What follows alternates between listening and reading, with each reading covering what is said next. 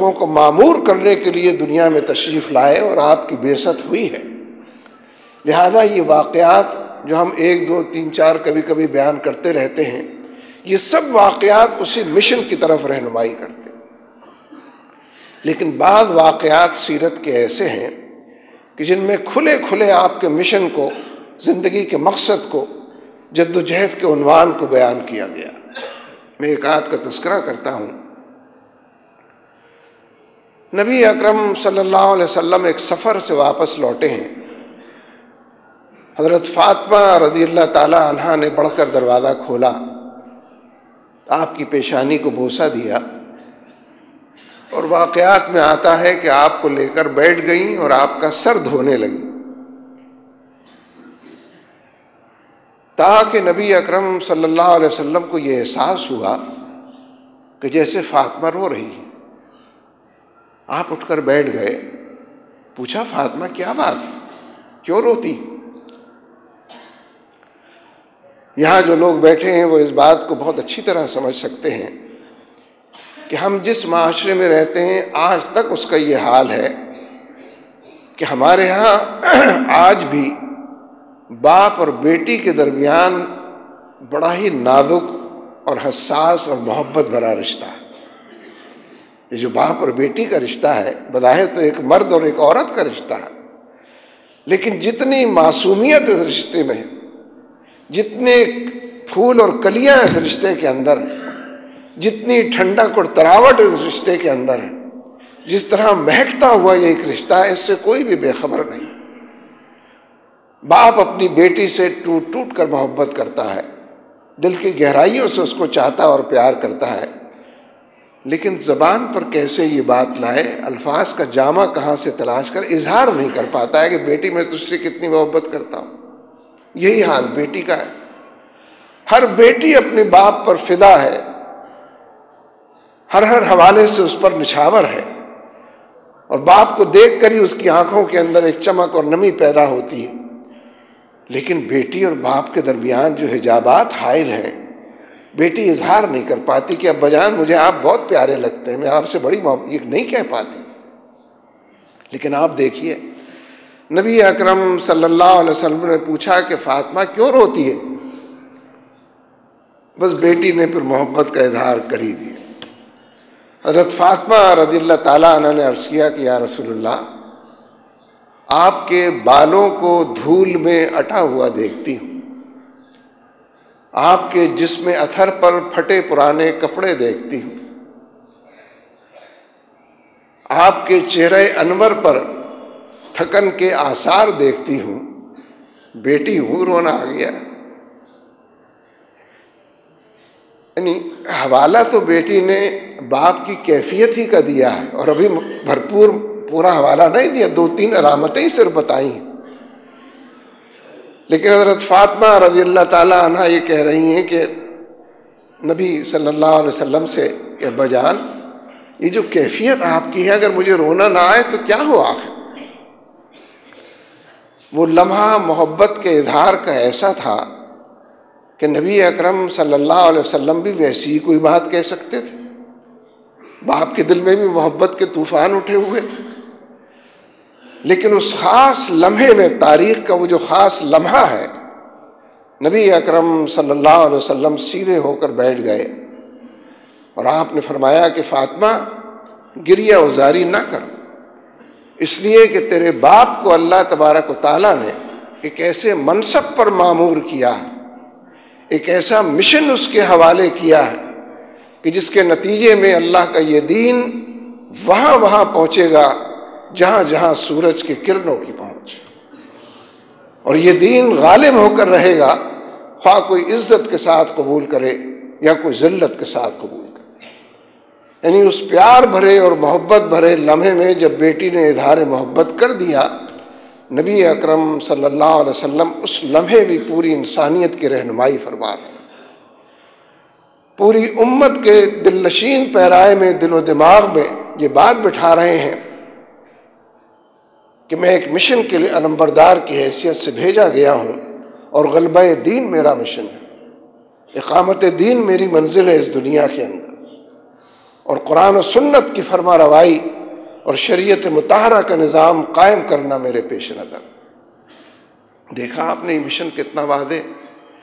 پھر اس میں اہل ایمان کے لیے جد و جہد اور کشمکش مول لینے والوں کے لیے، دعوت دین کے غلبے کا کام کرنے والوں کے لیے یہ خوشخبری بھی موجود ہے کہ یہ دین تو غالب ہو کر رہے گا، خواہ کوئی عزت کے ساتھ قبول کرے یا کوئی ذلت کے ساتھ قبول کرے۔ گویا کامیابی کی نوید تو سنا دی گئی ہے، اس کی خوشخبری تو عرش کے پائے پر لکھی ہوئی ہے۔ بندوں کا کام بندگی کرنا ہے، بندوں کے رب کا کام ربوبیت اور خدائی کرنا، بندوں کا کام اپنی سی کوشش کرنا اور خدمت بجا لانا ہے۔ نتائج پیدا کرنے کے بندے مکلف بھی نہیں ہیں، ان کے بس میں اور دم میں اور خم میں بھی یہ بات نہیں۔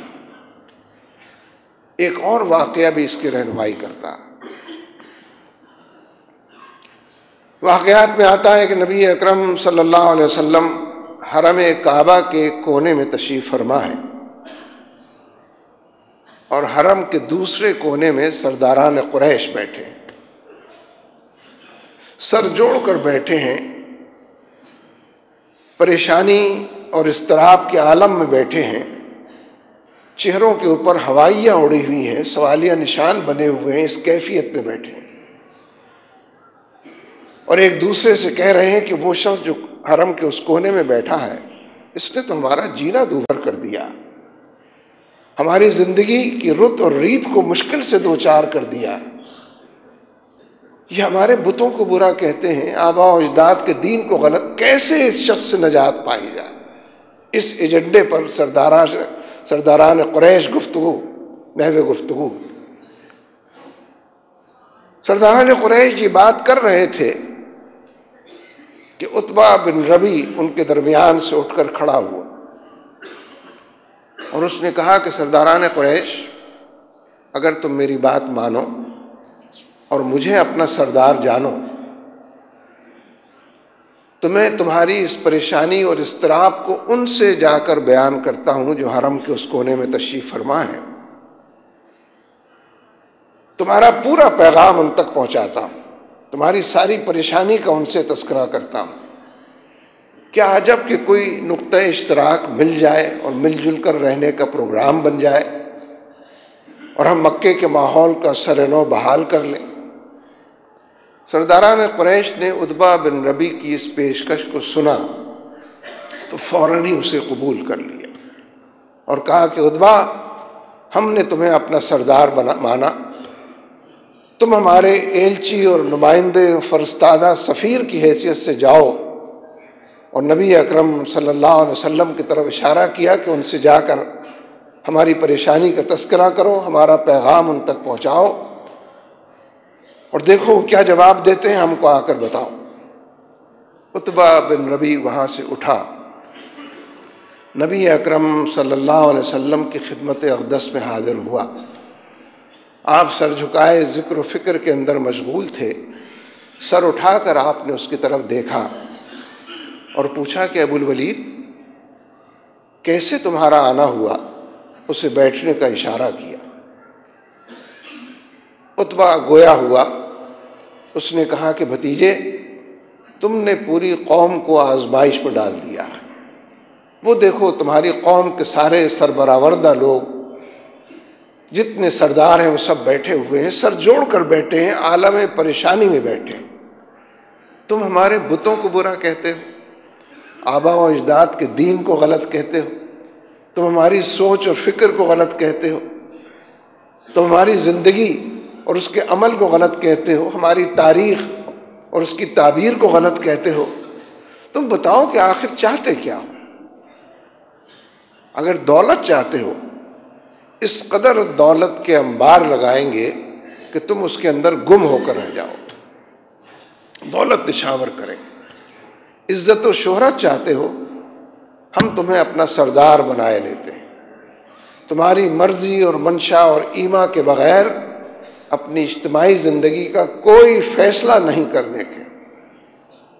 عورت چاہتے ہو، مکے کی جس عورت کی طرف اشارہ کرو تمہاری خدمت میں لا کر پیش کرتے ہیں۔ اور اگر تم کسی مرض کے اندر مبتلا ہو، کوئی جن بھوت تم پر آ گیا ہے، تو بتاؤ، ہم بہتر سے بہتر تمہارا علاج کراتے ہیں۔ نبی اکرم صلی اللہ علیہ وسلم عتبہ بن ربیع کی ان خرافات کو خاموشی، حوصلے اور صبر کے ساتھ سنتے رہے، اور پھر پوچھا کہ ابو الولید، کیا تم نے اپنی بات پوری کر لی؟ عتبہ نے کہا کہ ہاں بھتیجے، مجھے جو کچھ کہنا تھا میں نے اپنی بات مکمل کر لی۔ آپ نے فرمایا کہ اچھا، پھر میرا جواب سنو۔ نبی اکرم صلی اللہ علیہ وسلم نے سورہ حامیم سجدہ کی تلاوت کرنی شروع کی۔ آیت سجدہ آئی تو آپ سجدے میں گئے، سجدے سے اٹھ کر بیٹھے اور پوچھا، ابو الولید، تم نے میرا جواب سن لیا؟ عتبہ نے کہا کہ ہاں سن لیا۔ سرداران قریش دور سے بیٹھے اس منظر کو دیکھ رہے تھے۔ اس کی تفصیلات تو اور بھی ہیں، جانے کا وقت نہیں ہے۔ عتبہ وہاں سے اٹھا، واپس سرداران قریش کی طرف لوٹا۔ سرداران قریش نے عتبہ کو اپنی طرف آتے دیکھا تو بانداز سرگوشی، چیمگوئی کے انداز میں ایک دوسرے سے کہنے لگے، ارے یہ تو وہ شخص ہے ہی نہیں جو تھوڑی دیر پہلے یہاں سے گیا تھا۔ اس کے تو چہرے کی رنگت بدلی ہوئی ہے، اس کا تو چہرہ فق پڑا ہوا ہے، اس کی تو سٹی گم ہوئی ہوئی ہے، اس کی تو چال بدل گئی ہے۔ کیسے لمبے ڈگ بھرتا ہوا مضبوط اور توانا عتبہ بن ربیع ہم نے بھیجا تھا، کیسا مزمحل اور گرا پڑا عتبہ واپس آ رہا۔ سرداران قریش عتبہ کے آتے آتے تبصرہ کر رہے تھے کہ عتبہ ان کے درمیان پہنچ گیا، اور بآواز بلند اس نے کہا کہ سرداران قریش، اگر تم میری بات مانو تو اس شخص کو اس کے حال پر چھوڑ دو۔ ایک عجیب و غریب کلام سن کر آیا۔ کون سا عجیب و غریب؟ وہی جو ہمارے سینوں میں محفوظ ہے، وہی جو ہمارے جزدانوں میں لپٹا ہوا طاقوں پر موجود ہے، وہ جس پر ایمان اور ہر حوالے سے اللہ تبارک و تعالیٰ کے ہاں چھوٹ کی مہلت ہم حاصل کرنے کی کوشش کرتے ہیں، جو نجات کا عنوان۔ ایک عجیب و غریب کلام سن کر آیا ہوں، اس شخص کو اس کے حال پر چھوڑ دو، اگر یہ کامیاب ہوا تو اس کی کامیابی میں تمہاری کامیابی، اور اگر یہ ناکام ٹھہرا تو تمہارے کچھ کیے بغیر یہ ناکام ہو جائے گا۔ سرداران قریش نے عتبہ کی بات سنی تو غصے سے آگ بگولا ہو گئے، جھنجھلاہٹ کے عالم میں اٹھ کر کھڑے ہو گئے، اور سب نے بالاتفاق بآواز بلند کہا کہ عتبہ، تم پر بھی اس کا جادو چل گیا۔ ہم نہ کہتے تھے کہ یہ شخص جادوگر، جو اس کے قریب جاتا ہے وہ اسی کی سی باتیں کرنے لگتا ہے، جو اس کی بات سنتا ہے وہ اسی کا ہو رہتا ہے، تم بھی اس کی باتوں میں آ گئے۔ عتبہ بن ربیع زیادہ چنگھاڑ کر اور زور سے بولا، اور اس نے کہا کہ سرداران قریش، تم کہتے ہو کہ یہ شخص جادوگر ہے، ہم نے بڑے بڑے جادوگر دیکھے ہیں، خدا کی قسم یہ جادوگر نہیں ہے۔